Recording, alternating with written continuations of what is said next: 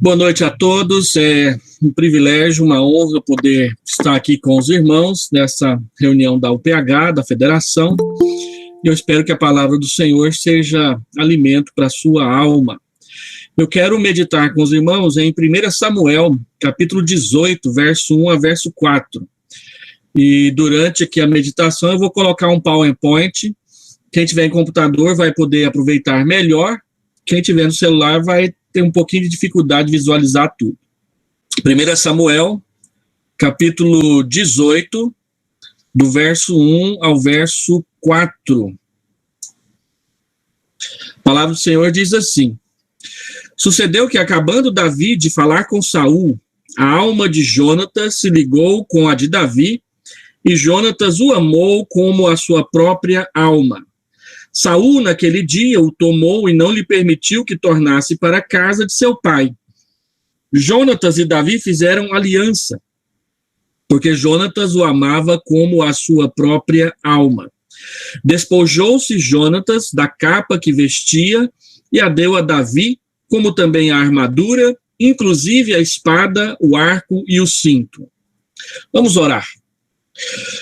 Pai, nós queremos pedir ao Senhor que esse tempo de meditação seja de instrução, de edificação, de comunhão com o Senhor e uns com os outros, na terna fraternidade que o Espírito Santo produz e administra entre nós.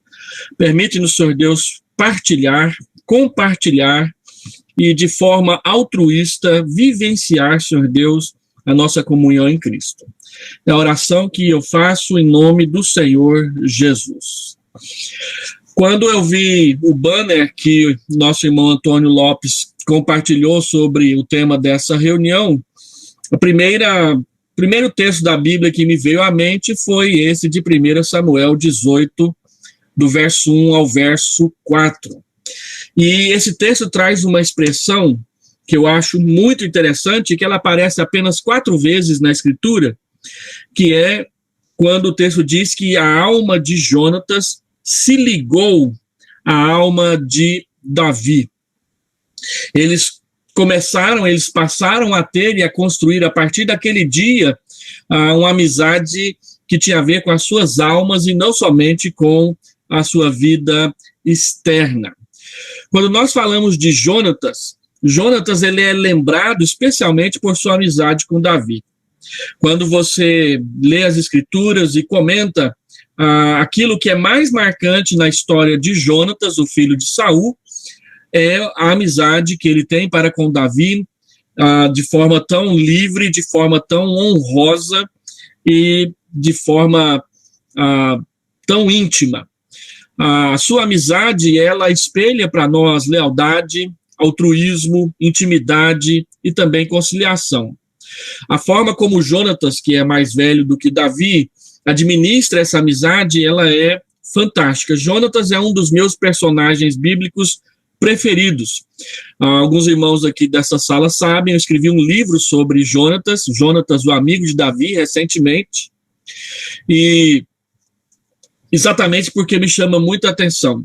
E algo que me chamou muita atenção, eu fiz uma série expositiva sobre Jonatas na última igreja onde eu trabalhei, e ao estudar cada parágrafo, foram 9 exposições, é muito interessante como que Jonatas, ele traz Deus para dentro das suas conversas, das suas relações, a sua relação com seu pai, a sua relação com Davi, a sua relação com o reino de Israel.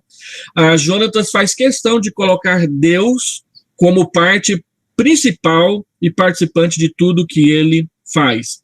Isso mostra a sua maturidade espiritual, isso mostra o seu compromisso pessoal com Deus, isso mostra o quanto que, se ele de fato pudesse herdar o trono de Saul, certamente ele seria um grande rei para Israel, mas Deus tinha outros planos para ele, e ele então é capaz de dizer para Davi que ele reconhecia a vocação de Deus para Davi e que ele seria o segundo no reinado de Davi, mantendo o lugar que ele tinha na relação com seu pai. Falar sobre servir com altruísmo juntos como homens da UPH, precisa nos levar a considerar como vivemos as nossas amizades na igreja. Porque se nós queremos servir de forma altruísta, de forma abnegada, de forma consagrada, de forma desprendida, nós poderemos fazer muito mais e melhor junto com outros irmãos que se dispuserem a ter a mesma atitude de serviço na igreja. Como que essa amizade de Davi e Jonatas foi construída? Os irmãos se lembram que tudo começa no dia em que Davi enfrenta Golias, e ele, pela mão de Deus, derrota Golias, e aquilo despertou em Jonatas interesse por Davi, de tal forma que Jonatas o elegeu como seu amigo, e daí para frente, tudo que nós ouvimos sobre os dois é do respeito, da amizade, do amor que havia entre eles. Há um grupo contemporâneo que fica tentando nos convencer de que Davi e Jonatas eram homossexuais. No entanto, não há nada narrativa bíblica que dê qualquer base para que isso seja defendido ou ensinado. Se você quiser saber mais detalhes, tem um capítulo inteiro do meu livro sobre essa questão. Agora, o pano de fundo, então, é aquela surpreendente vitória de Davi sobre Golias e a consequente vitória de Israel sobre os filisteus que aconteceu logo em seguida. Isso ensina para nós que amizades nascem do despertamento da admiração. As nossas melhores amizades, as amizades mais íntimas e mais profundas que nós temos com os nossos amigos, elas nasceram de algum sentimento de admiração que em algum momento, por causa de alguma circunstância, Deus plantou a semente entre nós, entre você e seu amigo, entre você e essa pessoa com quem você nutre a amizade. Agora, o que a Bíblia nos ensina é que nós podemos canalizar todo o potencial da nossa amizade para um serviço ao Evangelho e a Deus, que vai produzir muitos frutos para as pessoas.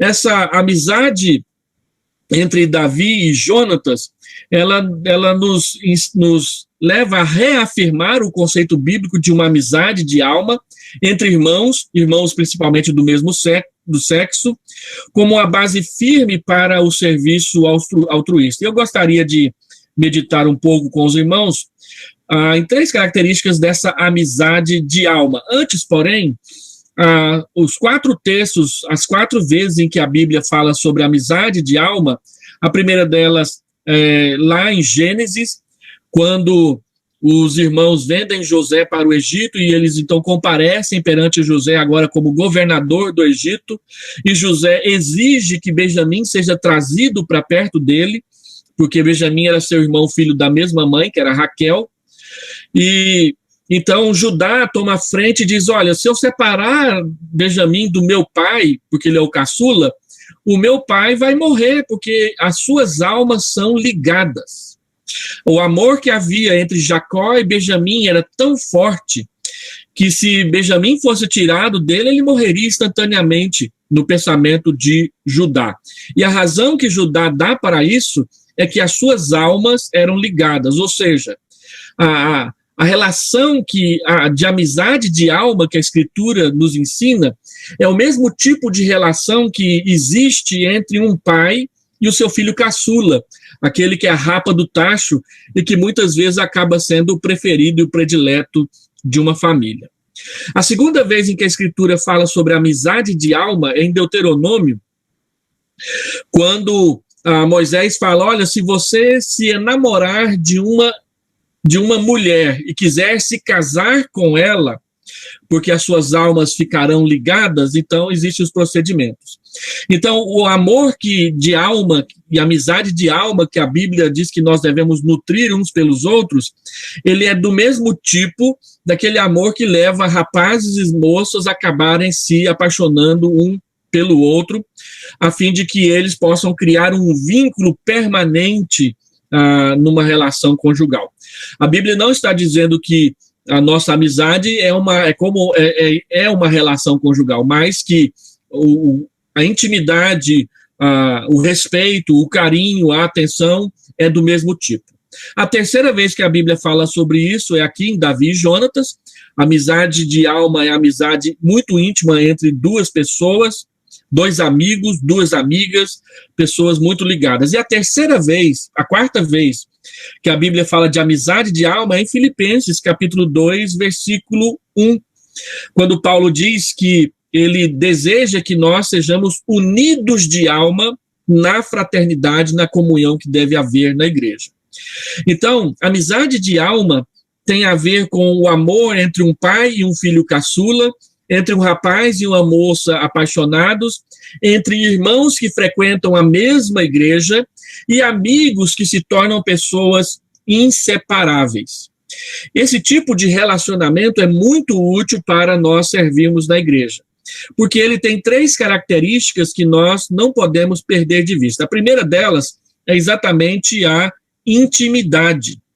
O texto diz que quando Davi acabou de falar com Saul, depois de derrotar a Golias, a alma de Jonatas se ligou à alma de Davi, dando a entender para nós que eles passaram a ser, a partir daquele dia, amigos íntimos. E intimidade chama a atenção na Escritura para 3 questões. Primeiro, para a admiração. Salmo 16, verso 3, quanto aos santos que há na terra, eles são os notáveis, nos quais eu tenho todo o meu prazer. A intimidade, ela existe e acontece num local onde existe admiração, onde um nota a presença do outro. Segundo, Romanos capítulo 12, versículo 9 e versículo 10, diz que nós, na igreja, deveremos preferir em honra uns aos outros como irmãos e irmãs em Cristo.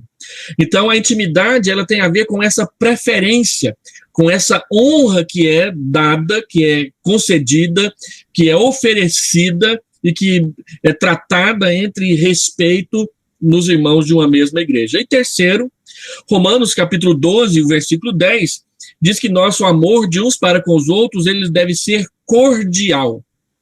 A palavra cordialidade, ela vem da palavra cordas, que é aquele amarrilho que você faz para poder amarrar as coisas e poder puxar e levar essas coisas, não é? Então, uma corda, ela não é feita de um único fio, ela é feita de vários fios que entrelaçados lhes dá força, consistência e resistência. O nosso amor uns para com os outros deve ser plenos de cordialidades, ou seja, eles devem ser muito presos, muito amarrados, muito íntimos uns para com os outros. A conotação da Escritura é a conotação positiva de intimidade, de participatividade, de estar juntos fazendo coisas comuns. Então, intimidade envolve admiração, honra e cordialidade dentro dos conceitos da Escritura. Ter as almas unidas é exatamente entrar nesse círculo de intimidade respeitoso, abençoado pela palavra de Deus. A segunda palavra é a palavra altruísmo, que é o tema do nosso encontro nessa noite. O texto diz que Jonatas, ele tem a sua alma ligada à de Davi, porque ele ama como a sua própria alma, e o versículo 3 diz que eles fazem uma aliança juntos, e depois o versículo 4 diz que Jonatas despoja-se das suas armas e as dá de presente para Davi. E esse ato de Jonatas, ele é muito significativo, porque a Bíblia diz que naquela época só Saul e Jonatas possuíam armas.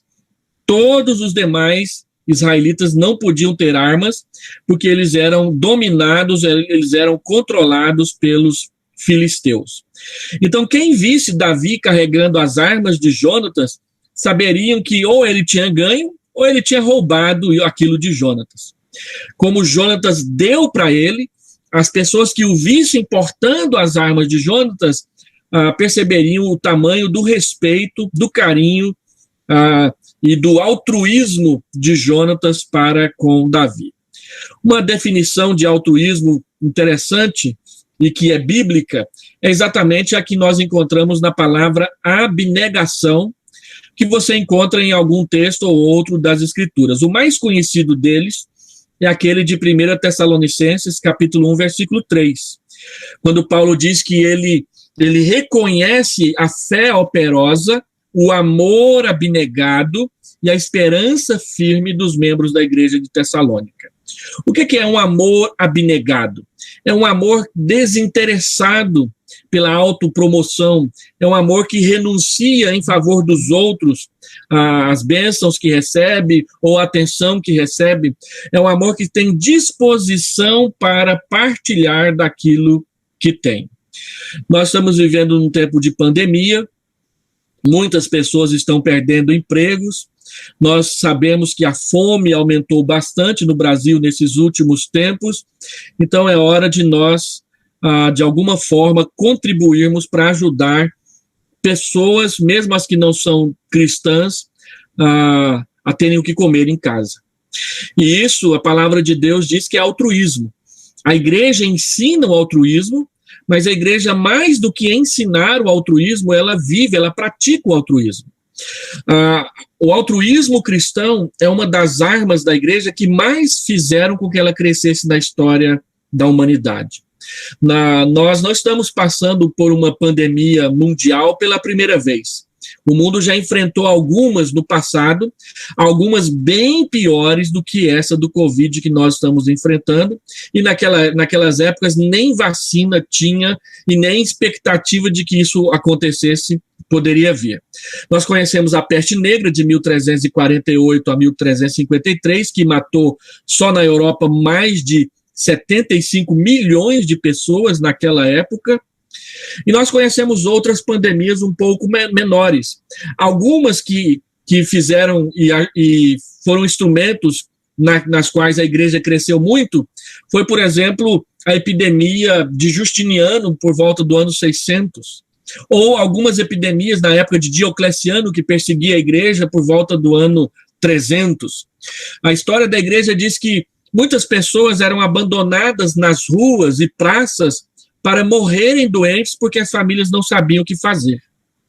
Então, as igrejas, os membros da igreja vinham e cuidavam dessas pessoas ali mesmo na rua. Alguns os levavam para suas próprias casas para cuidar deles, e muitos sobreviveram por causa dessa atitude dos cristãos de se exporem às epidemias para cuidar dos outros. Muitos cristãos morriam nessa época, mas muitos cristãos salvavam outros cristãos também. Aqui no Brasil, nós enfrentamos, no período do século XIX e anteriores, muitas epidemias de febre amarela, por exemplo. O próprio Simonton, fundador da IPB, morreu por causa de um surto de febre amarela que havia acontecido no Rio de Janeiro, e ele foi picado pelo mosquito, então ele veio a falecer.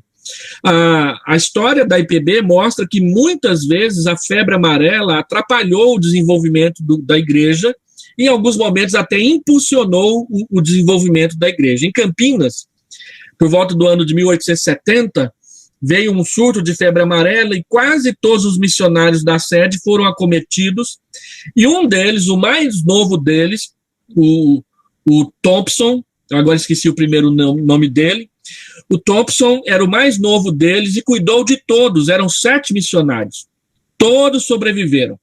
No final, ele contraiu a febre amarela e só ele morreu lá na sede da missão da IPB.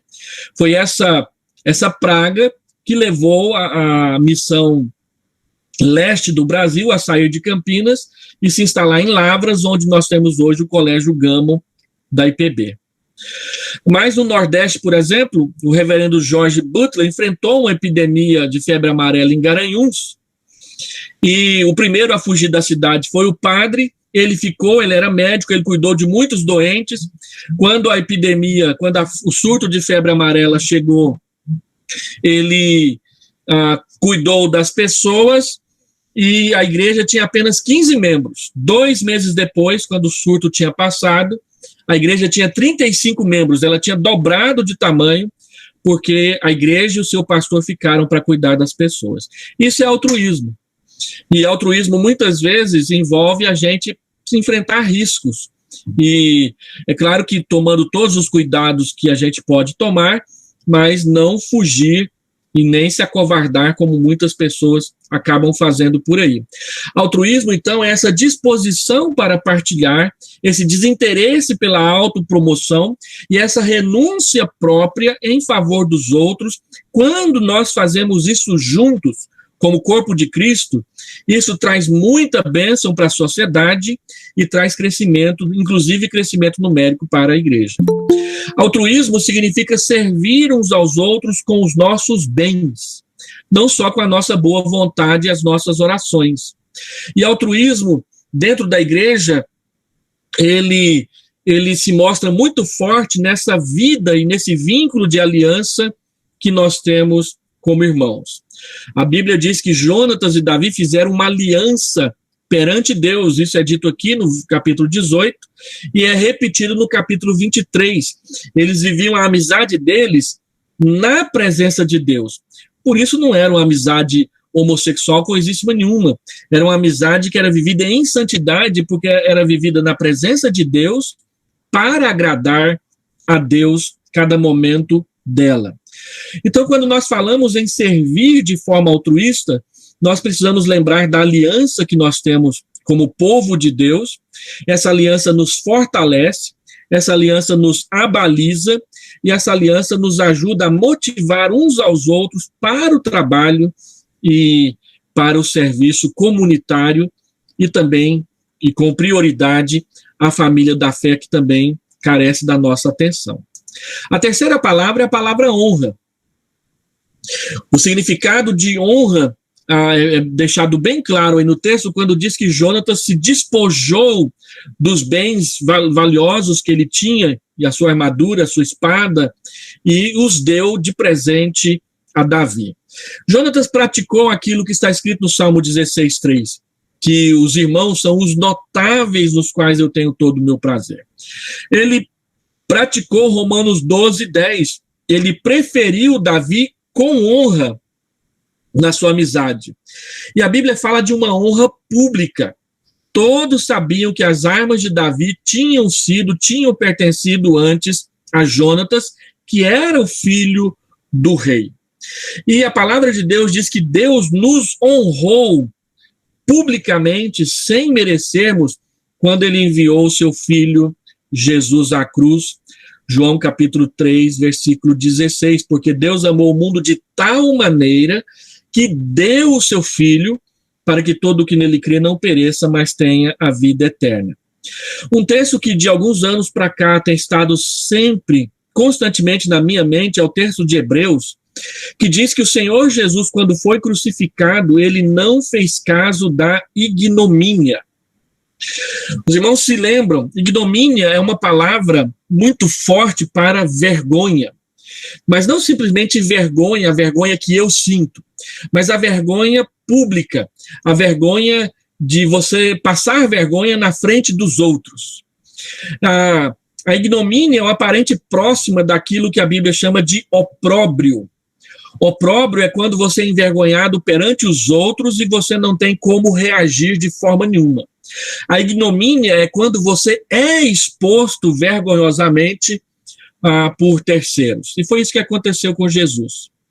Nós assistimos filmes e vemos gravuras de Jesus sendo crucificado usando lá um fraldão, né? Mas o costume romano era crucificar as pessoas nuas. Jesus não foi crucificado usando uma fralda. Jesus foi crucificado nu, perante os olhos de quem passasse diante dele. A palavra de Deus diz que ele não fez caso disso. Por que ele não fez caso disso? Porque ele estava ali realizando a nossa salvação. Se Jesus fizesse caso da vergonha e não aceitasse passar vergonha, ele não teria se entregue à morte como Deus desejou que ele o fizesse. No entanto, ele o fez. Há muitos anos atrás, preparando uma moça para a pública profissão de fé, e na reunião do conselho, os presbíteros perguntaram para ela o seguinte: por que você quer fazer pública profissão de fé e se tornar membro da nossa igreja? Ela tinha 12 anos e a resposta dela eu nunca esqueci. Nós pedimos que os adolescentes escrevessem a resposta, e ela escreveu num bilhete e entregou para nós. Eu guardei esse bilhete durante muitos anos, nem sei se eu ainda o tenho aqui nos meus guardados, mas ela dizia o seguinte: eu ficava pensando, por que Jesus não desceu da cruz? Por que ele não fez cair relâmpagos e raios na cabeça daqueles homens para que eles morressem instantaneamente ali? E então, ele seria vingado. Mas aí eu comecei a pensar, eu estou parafraseando o que ela disse. Se ele tivesse descido da cruz e matado todo mundo e castigado todo mundo, ele não teria morrido por mim. Ele não teria completado a obra da salvação a meu favor.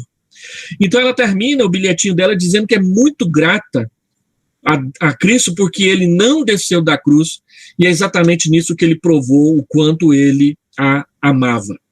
E essa é a verdade bíblica profunda. Cristo provou que nos amava do jeito que ele disse que nos amava, morrendo vergonhosamente naquela cruz, e a Bíblia diz que ele não fez caso disso, ele não achou isso importante. Então, meus irmãos, nós precisamos aprender a deixar de dar importância àquilo que nos atrapalha a servir a Jesus e a servir a Deus com o coração inteiro. Nós damos importância para comentários, nós damos importância para tempo, nós damos importância para competições, nós damos importância para outros e terceiros e achamos que tudo isso nos atrapalha. A palavra de Deus diz que Jesus não deu importância para nada, porque ele estava muito bem focado na sua obra de nos salvar. Assim, nós precisamos aprender algumas coisas, e eu gostaria de terminar essa mensagem fazendo essas 3 pequenas aplicações. Aprenda a construir amizade sem embaraços. Olhe os irmãos na igreja, os homens da igreja, e se aproxime deles. Ajude estes homens a crescer, e cresça com eles, aprenda com aqueles que você respeita, aqueles que você vê orando e diz, eu queria aprender a orar assim. Aproxime-se dele, ore com ele e você vai aprender a orar como ele ora. Seja alguém para discipular outro nessa caminhada cristã. Aprenda o altruísmo de forma positiva, para convidar outros a fazerem, para aceitar o convite de outros para fazerem coisas boas em favor de pessoas que precisam. Pequenos atos de ajuda, de auxílio, de cuidado, marcam vidas de pessoas profundamente para sempre. Aqui na Vila Nova, tem um senhor que frequenta a igreja que ele não é fruto do nosso trabalho, ele é fruto do trabalho do pastor Gil. O pastor Gil via um homem sempre num determinado lugar mendigando coisas. E um dia ele parou e conversou com ele e percebeu que ele conhecia a Bíblia.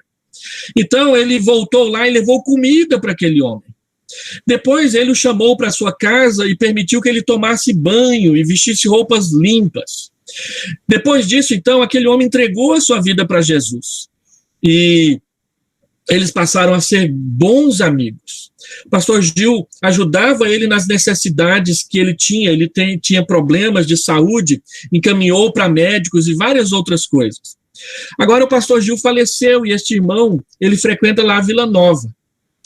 E ele precisa de uma outra pessoa para poder cuidar dele, para poder ajudá-lo a ficar de pé. É um homem bom, é um homem importante.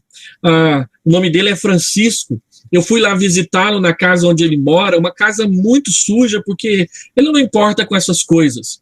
Ele tem alguns problemas que ele precisa de tratamento de saúde. E ele é aquelas pessoas acumuladoras que ficam trazendo coisas sujas para dentro de casa.